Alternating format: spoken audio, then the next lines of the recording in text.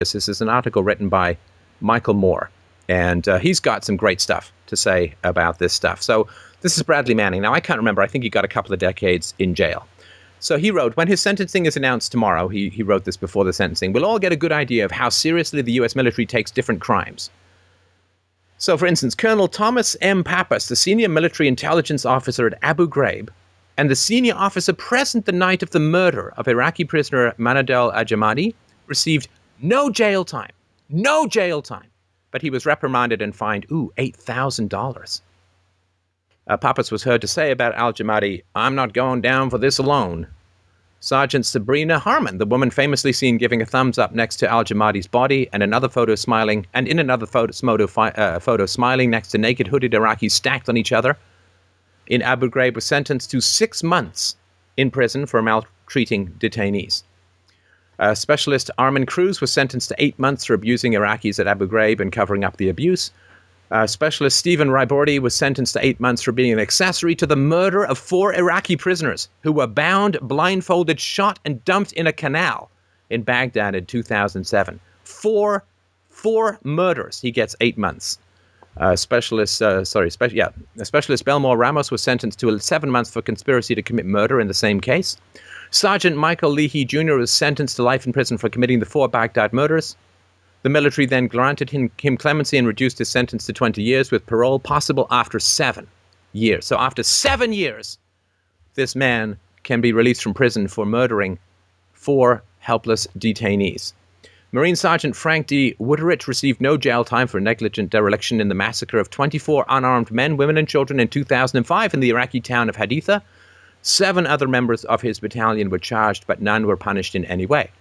Marine Lance Corporal Jerry Shumati and Lance Corporal Tyler Jackson were both sentenced to 21 months for the aggravated assault of Hashim Ibrahim Awad, 52, a father of 11 and grandfather of 4, in Helmandanya in 2006. Awad died after being shot during the assault. Their sentences were later reduced. 2 more. Marine Lance Corporal Robert Pennington was sentenced to 8 years for the same incident, but only served a few months before being granted clemency and released from prison. Marine Sergeant G. Hatchius III was sentenced to 15 years for murder in the Awad case, but his conviction was soon overturned and he was released. No soldiers received any punishment for the killing of 5 Iraqi children, 4 women and 2 men in one Ishaqi home in 2006.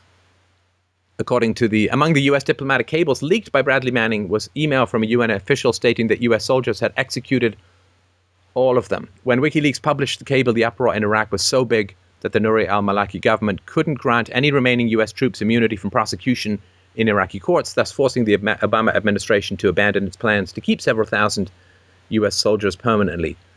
All the U.S. troops were removed at the end of 2011. So this is just an example of the idea that there is no such thing as the rule of law. There is the random, fiery, Balrog-style whips of those in power. And those in power relied upon torture or believed that they needed torture in order to get information. Torture is incredibly counterproductive, even if you take aside the unbelievable moral horror of torture. As far as a way of gaining information, it is completely and ridiculously not even unproductive, it's counterproductive. Because most times you're questioning people, they don't know. They don't know the answer because any intelligent person when faced with torture is just going to fess up. So they don't know the answer, but what happens is they make up an answer in order to avoid torture, and then the government spends all of its resources chasing these ghosts, these imaginary things. It's all a bunch of Kaiser Sose nonsense. And so there's no possible productivity in the realm of torture, but the government doesn't have smart, intelligent, aware, market-driven enough people to actually go and pursue criminals in productive ways. So it just tortures because they're a bunch of sadists and it likes torture. So people who are caught for torture get slaps on the wrist, get fines, get sentenced to lengthy sentences, which are then commuted. People who murder, because it's the foundation of state power, is violence. So it's never going to prosecute violence. However, the exposure of state crimes goes against state power. Right? The capacity to torture, murder, extraordinary rendition, all of that is foundational to state power. So there'll be a slap on the wrist for the sake of public appearance. But anybody who actually shows the crimes of the state, releases and reveals the crimes of the state, well, they must be punished in a truly hysterical, witch hunt, Salem, Massachusetts style And this just tells you that there's nothing objective that's going on in the realm of the state when it comes to punishment. Aaron Schwartz was punished for a wide variety of reasons, but mostly the government is terrified of exposure. The government can record you going everywhere in the world. The government can get your GPS signals. The government has CCTV cameras everywhere. But you try pointing a camera at a cop, at a government official, you try recording, and you are usually in a whole heap of trouble. And one of the great positives, of course, is that there is enough recording equipment out there that people like Antonio Bieler and others can actually get video evidence exonerating them of the hysterical crimes that they're accused of. During the Bill Clinton scandals of the early 90s, where he was found to just be a truly repulsive and deviant and perverse sexual predator, I remember thinking, oh man, boy, society, this guy's going to be impeached and disbarred, and his career is going to be over by the end of the week. Because we just came out of the Clarence Thomas thing where Anita Hill was complaining of his sexual harassment because he may or may not have made a joke about pubic hairs on a Coke can, none of which was ever proven to my knowledge. I mean, this just went on for years and years and years, and his nomination was going to be barred. And of course, it was just left-wing attacks upon conservatives.